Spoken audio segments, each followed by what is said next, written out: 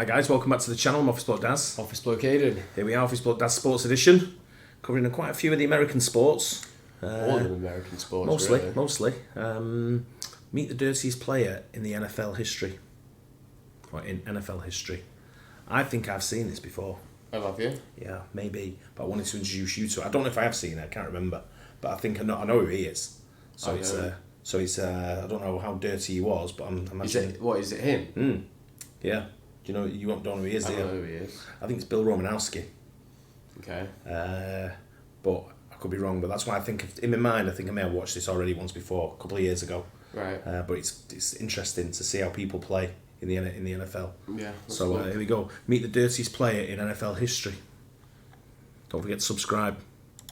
This video is brought to you by SeatGeek. SeatGeek puts tickets from all across the web into one area and puts them on a 1 to 100 scale, so you know you're getting a good deal if you purchase. I gotta thank SeatGeek.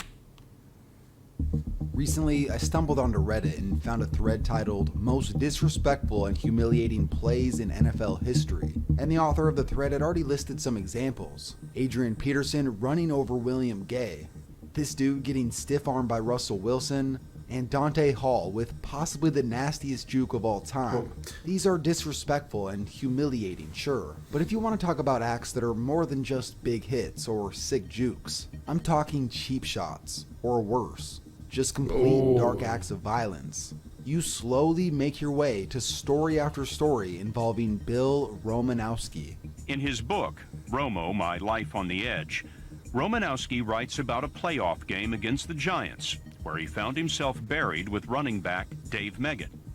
I'm pissed, and I'm down there just trying to rip that ball out of his hands. And all I could get was a finger. And at that time, I thought it was his, but just whatever it was, I just snapped it. Oh, he's angry, man. And I could hear a scream at the bottom of the pile. You broke his finger and you thought to yourself, good. He's not going to be so effective anymore. At that time, yes. Man, that's cold. That's awful. They get to play football in the National Football. They're getting paid millions of dollars. Pay me a stick of bubble gum. Cut off my arm right now. I'm in. Go. I'm in. Count me in. I'm going.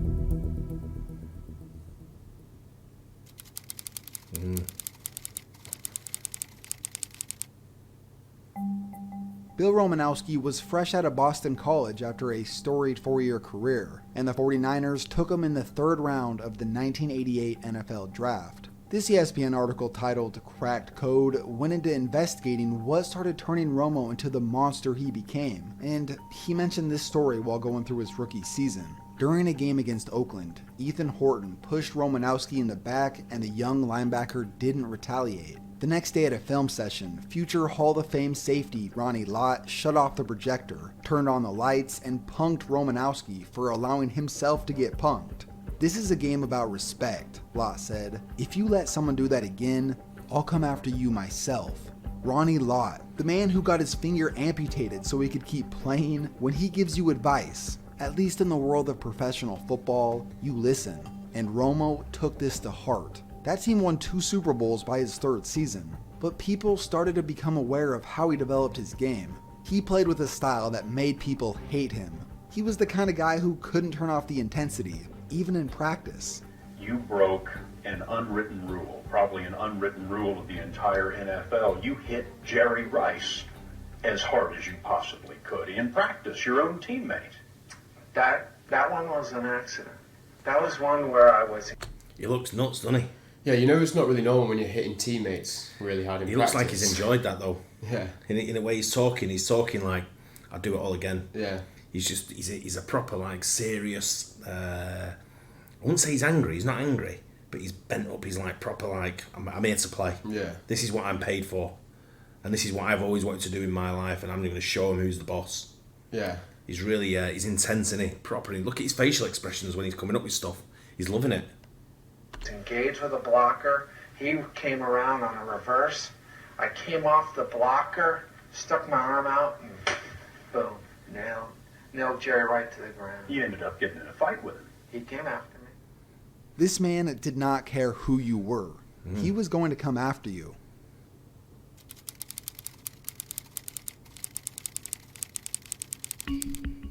There's this weird time in Romo's career that would get overlooked if it wasn't for a single incident. He played for the Eagles for 2 seasons, and in the midst of his second year, Romo was ejected from a game for kicking an opponent 5 times in the head. This was the first major incident that began shaping his legacy. 2 years later, in a preseason game, he shattered the jaw of quarterback Kerry Collins. That cost him a $20,000 fine. Just weeks later, Romanowski would become one of the most hated players in the league after this happened on national television. Monday Night Football. Here's play before. That's J.J. Stokes, I think, talking to Bill Romanowski. Ooh, and there is a real lack of social graces on the part of Romanowski. This was crossing the line. This was something that even his own teammate Shannon Sharpe did not take too kindly. No, you don't do that. I was upset at Romanowski, not because he was white and spit in a black guy's face, because he disrespected another man. And I couldn't condone what he did simply because he was my teammate. If my brother's wrong, he's wrong. I'm mad enough to tell him he's wrong. And that's what I did. I was mad enough to tell Bill Romanowski he was wrong. These two That's like kind of the lowest of the low, isn't it? Spitting on someone. It's bad. It's raw. It's something I don't know how he stayed content, the other guy. I think if someone in sport, if someone spits at another person in sport, I think they should be banned from the game. Yeah, I agree. Throughout the game, totally. Yeah. Got over their differences and were critical pieces in 2 Super Bowl victories. The show Undisputed has even brought Romo on as a guest a few times. On one of the episodes that Bill was featured on, him and Shannon talked about how they overcame their differences to win a Super Bowl. They came together as a team, and at the end of the day, Romo was a great teammate. As the old quote goes, you love him when he's on your side, but you hate his guts when you gotta go against him. Shannon learned this lesson all too well when Romo moved on to play for Oakland. That's when they had to go head to head. Going out for an IV at halftime. 3rd and 2, and it is Sharp who cannot one-hand it. No. Covered by Romanowski. The ball hit the ground. He has the possession. He has the possession with one hand. Now he's down. His knee goes down. He's holding his arm. Broke his arm. He tried to. He's got hold of his arm there. Yeah. The ball is moving around. The fact that they had to play this over and over just made it worse. You can clearly see that he hooked Shannon's arm. Luckily he didn't break it, but it still dislocated his elbow. From 1995 to 2002, the list of fines and altercations that Romo had been a part of was staggering. So here's another interview from a few years back that's from Colin Cowherd's show, and this is what I found incredibly weird. Romo starts to explain this concept. You know, tell the guys he's a something a-hole, and an hour later you're having a beer. An hour later you're having a beer and you kind of move on. You know, and that's the one thing about the locker room that's really special, is to be able to do that. Some guys hang on onto it, some do, but for me, I didn't hang on to it because I was usually the one dishing it out. And I would feel badly about it, and I had no problem apologizing. He at least sounds self-conscious enough to understand what he's done, so he seems to sound normal, but that quickly goes away with the next thing he says. I remember when I threw a microwave oven at Dexter Carter, you know, and then jacked him up against a Coke machine. And, you know, I ripped off his gold chain. And the reason that he threw the microwave? We had an old microwave that literally took like 2 minutes to heat a sandwich. Yeah. But if you put another one in there, it took like 20. And he tried to add his sandwich to mine. How dare he do that? Dexter, what are you doing? You don't do that. This last incident is truly the cherry on top of this man's career. You would think a lot of his problems came from roid rage. In fact, he didn't start taking steroids until 2001. His first 13 years in the league, that was all him. Now imagine how crazy he was, plus the roid rage. This is the result of that. During training camp in 2003, a fight between Marcus Williams and Bill Romanowski sent shockwaves throughout the league. Here's what happened. Williams blocked Romanowski. Romanowski grabbed Williams by the neck of his jersey. Williams disengaged, and then he raised his arms as if to say, it's over. But it wasn't. Romanowski stepped towards Williams and grabbed his face mask. Williams grabbed back before quickly letting go. But Romanowski continued pushing on Williams' helmet, so violently that his head jerked back. As Williams' helmet flew off and his head recoiled forward, Romanowski's right fist smashed into his face. The 6'4", 250-pound Williams fell onto the ground unconscious. His left eye socket shattered, a tooth chipped. He came to within seconds, felt blood on his cheek, and saw Romanowski standing over him, shouting, "Don't ever effing hold me." This was Williams' face after the incident. That punch resulted in a broken eye socket, concussion, double vision, depression, and memory issues. This also ended his career, and he eventually sued Romanowski for battery, negligence, and intentional infliction of emotional distress. Ultimately, in the end, he won the case. Call him crazy, a psycho, or if you're old school, a hard-nosed football player. Whatever you want to call him. At the end of the day, Bill Romanowski is one of the last people you'd ever want to run into when he's pissed off. McNair fakes the draw. Romanowski on the blitz, and he just about killed Holcomb. Holy cow, he just ran right over him. Look at Big Bill. Oh, yeah, that's me. I hit him. Wow.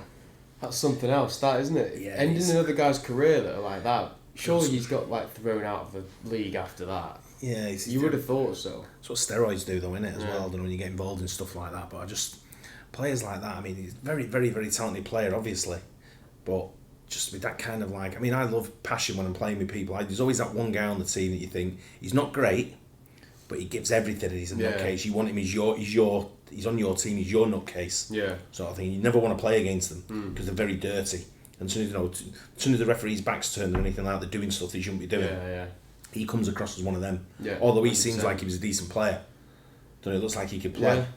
But I mean, he went to a few teams. Obviously, he was at we've seen him there with 49ers, the Eagles, the Broncos, yeah, and the Raiders, yeah. And I don't know if anyone who else he played for. I don't know if he spent time with the Cowboys. I'm not sure.